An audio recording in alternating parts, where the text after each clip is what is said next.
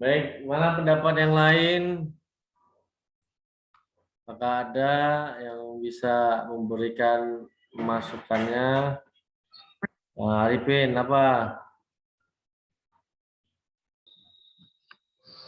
Ya Pak. Ya, kenapa tuh rekonvensi? Sama Pak. Untuk tadi Kak itu. Karena gara-gara itu ya. Udah belajar padahal kalau saya rasa hukum acara perdata kan di semester 6 atau 5. Nah ini. Jadi hukum rekonvensi itu adalah gugatan balik yang dilakukan oleh tergugat. Jadi dia tidak perlu untuk membuat suatu gugatan khusus, ya kan, kepada penggugatnya. Jadi cukup diajukan gugatan di dalam perkara pokoknya tersebut. Misalnya setelah dia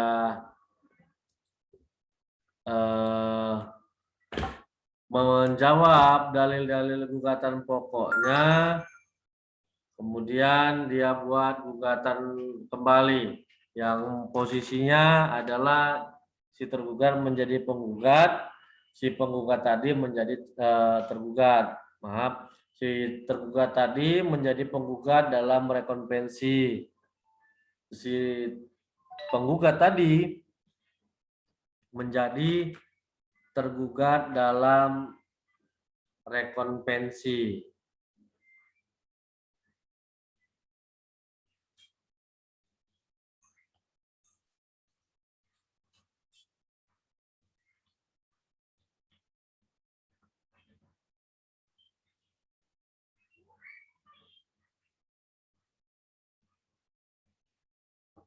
Itu dia.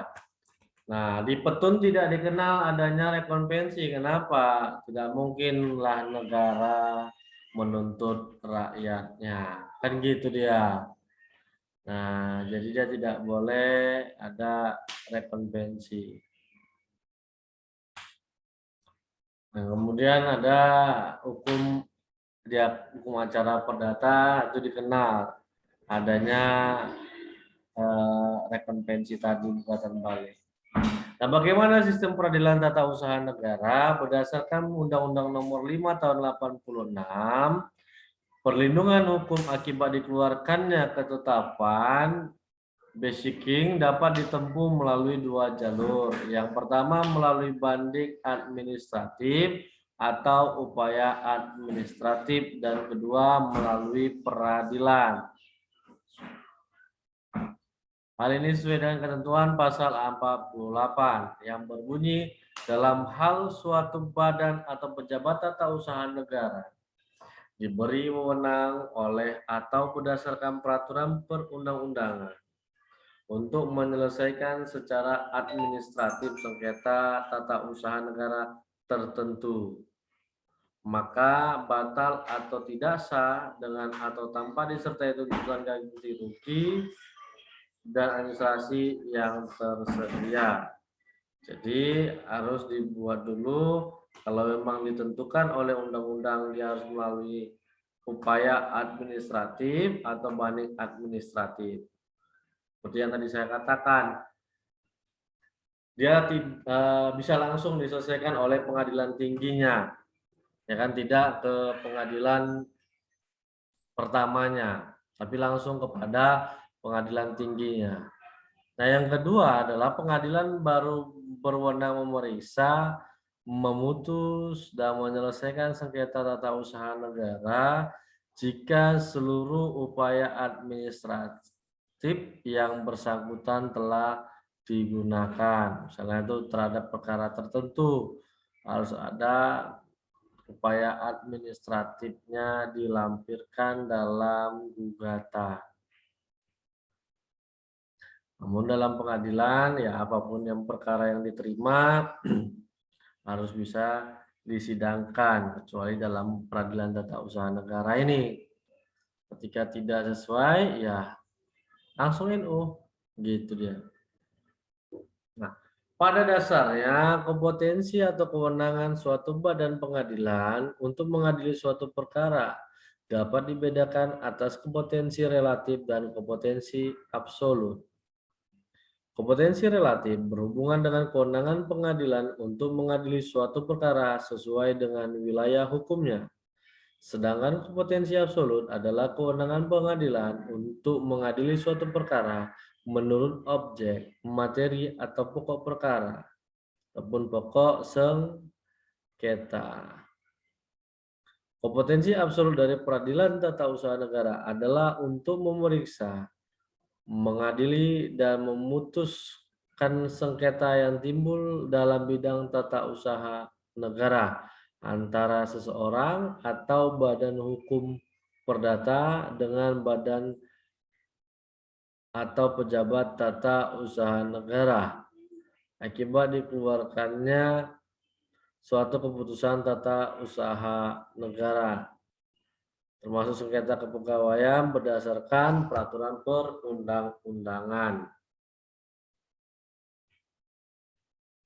Kemudian, sementara kompetensi relatif dalam peradilan tata usaha negara, ya ini menyangkut kewenangan pengadilan tata usaha negara yang mana berwenang untuk memeriksa, mengadili, memutus perkara tersebut. Misalnya apakah perkara peradilan tata usaha negara diperiksa Petun Manado, Makassar, dan lain sebagainya.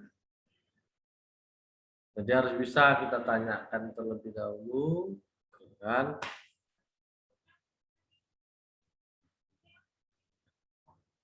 Apakah untuk sengketanya bisa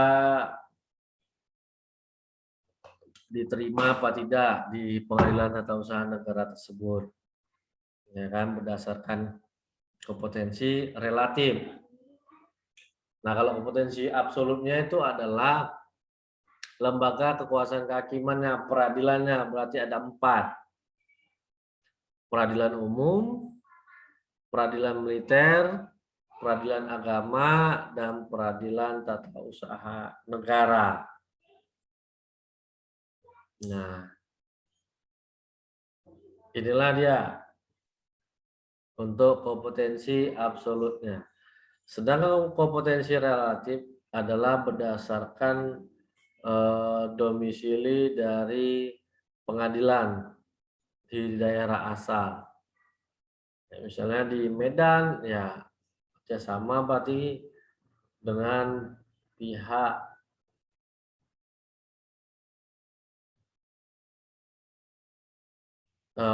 dari misalnya tergugatnya berada di luar negeri, bisa kerjasama dengan petun yang ada di Jakarta, seperti itu. Nah, karena dia bersamaan dengan hukum acara perdata kan tadi itu, berdasarkan di mana domisili dari tergugat. Nah, prinsip yang terkandung dalam hukum acara peradilan tata usaha negara adalah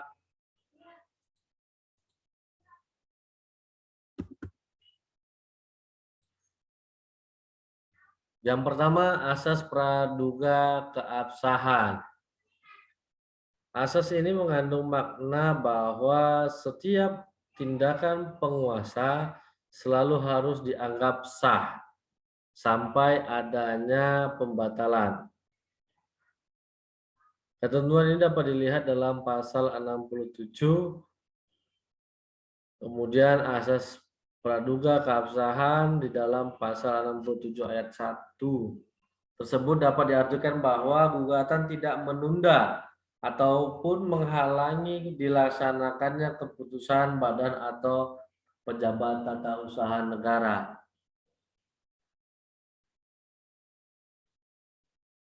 Nah, jadi dia tidak menghambat ataupun menunda ajas praduga keabsahan. Ajas gugatan tidak menunda pelaksanaan katun. Asas ini merupakan perlindungan hukum terhadap kepentingan penggugat untuk mengajukan permohonan pelaksanaan katun. Ya, sesuai dengan bunyi dari pasal 67 ayat 2, penggugat dapat mengajukan permohonan agar pelaksanaan keputusan tata usaha negara itu ditunda selama pemeriksaan sengketa tata usaha negara sedang berjalan sampai ada putusan pengadilan yang memperoleh kekuatan hukum tetap.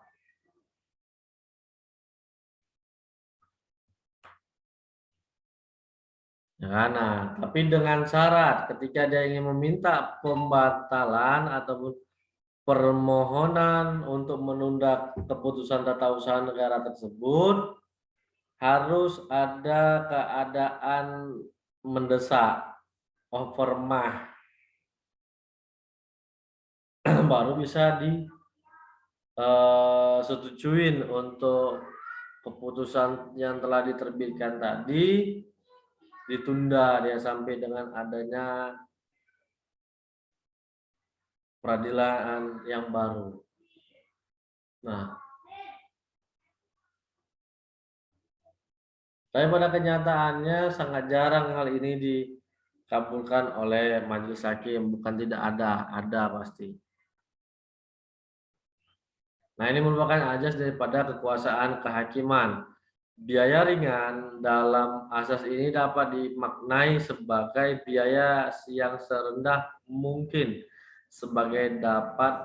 sehingga dapat dipikul oleh rakyat. Sebaliknya, biaya perkara yang tinggi akan membuat orang enggan untuk berperkara di pengadilan. Asas sederhana maksudnya proses acara jelas, mudah dipahami, dan tidak berbelit-belit.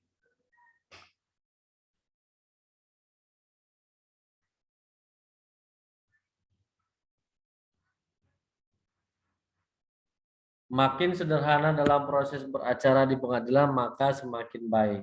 Sebaliknya terlalu banyak atau berbelit-belit proses beracara akan semakin sulit dipahami dan akan menimbulkan beraneka ragam penafsiran, sehingga kurang menjamin kepastian hukum. Kata asas cepat dapat dimaknai sebagai penunjuk proses peradilan yang cepat dan proses penyelesaian yang tidak berlarut-larut yang terkadang harus dilanjutkan oleh ahli warisnya. Kemudian ada asas hakim aktif, yaitu maksud dari asas ini bahwa hakim harus aktif untuk mencari kebenaran material. Dalam peradilan tata usaha negara, hakim aktif selain mencari kebenaran material, peran hakim aktif untuk menyeimbangkan kedudukan posisi penggugat dan tergugat. Yang kedua, mendengar kedua belah pihak. Bahwa dalam proses peradilan, para pihak yang berperkara harus diperlakukan dan diberi kesempatan yang sama dan adil untuk membela dan melindungi kepentingan yang bersangkutan. Ajas ini menghendaki adanya keseimbangan proses dalam pemeriksaan. Kemudian asas kebenaran material yang dicari. Asas kebenaran material yaitu kebenaran yang didasari pada bukti-bukti yang sah menurut peraturan perundang-undangan untuk menemukan dan menetapkan kejadian materi yang sebenar-benarnya. Asas kebenaran material atau kebenaran hakiki merupakan kebenaran yang disebabkan oleh keyakinan hati nurani. Nah, seperti itu. Asas hukum acara petun. Yang kedua terakhir adalah asas kemandirian kekuasaan kehakiman. Asas ini berarti bahwa dalam melaksanakan peradilan hakim itu pada dasarnya memiliki kebebasan yaitu kebebasan pada saat memeriksa, mengadili, sampai memutus perkara, dan bebas dari pengaruh kekuasaan manapun, termasuk kekuasaan di luar yudikatif. Dan terakhir adalah asas objektivitas, yaitu tidak memihak, bersikap jujur atau adil, tidak bersikap diskriminatif, tetapi menempatkan para pihak yang berperkara setara di dalam hukum. Nah, bersikap jujur dan adil ini yang sangat sulit, ya kan? Artinya ada suatu adagium mengatakan bahwa ketika membuat sebuah putusan, hakim adalah orang yang paling kesepian di muka bumi ini. Jadi ketika membuat putusan, hakim adalah orang yang paling kesepian di muka bumi ini. Kenapa? Dia tidak boleh bertanya kepada istri dan anak-anaknya maupun koleganya. Dia harus bisa membuat putusan sesuai dengan keyakinannya. Ya kan? Nah, pertimbangan-pertimbangannya yang dia tidak boleh bertanya. Kayak gitu. Makanya hakim itu harus bersifat jujur dan adil. Baik, sampai di sini apakah ada yang ingin kita diskusikan? Silakan.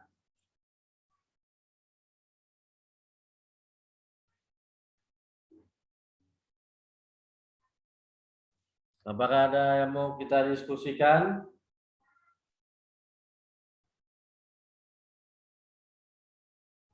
Pas. Bagaimana Arifin? Pas, Pak. Diki? Ada? Diki mana Diki? Udah keluar. Faris, apakah ada yang mau ditanya? Ada. Lutfia, apakah ada yang mau ditanya? Pas. Mas Pak. Ya, siswanya pun sih ini gimana nih? Kita nggak bisa nanti buat peradilan semuanya kalau jumlah mahasiswanya yang hadir hanya segini terus 4, 5, 6 ya kan. Jadi harus lengkap. Jadi upayakanlah kepada teman-temannya untuk segera didaftarkan KRS-nya ya kan. Kemudian dibayar segala sesuatunya supaya kita bisa melakukan peradilan semu. Siapa? Baik, kalau demikian sesuai dengan permintaan ataupun kesepakatan kita, maka perkuliahan pada hari ini kita selesaikan, kita cukupi sampai di sini. Sampai jumpa pada episode yang akan datang dengan frekuensi yang berbeda. Semoga sehat selalu dan yang sudah ditunggu oleh pujaan hatinya, silakan tetap patuhi protokol kesehatan supaya menjaga kesehatan kita bersama. Demikian, selamat malam. Assalamualaikum warahmatullahi wabarakatuh. Waalaikumsalam warahmatullahi wabarakatuh. Malam, Pak. Waalaikumsalam warahmatullahi wabarakatuh. Terima kasih, Malam, Pak. Pak.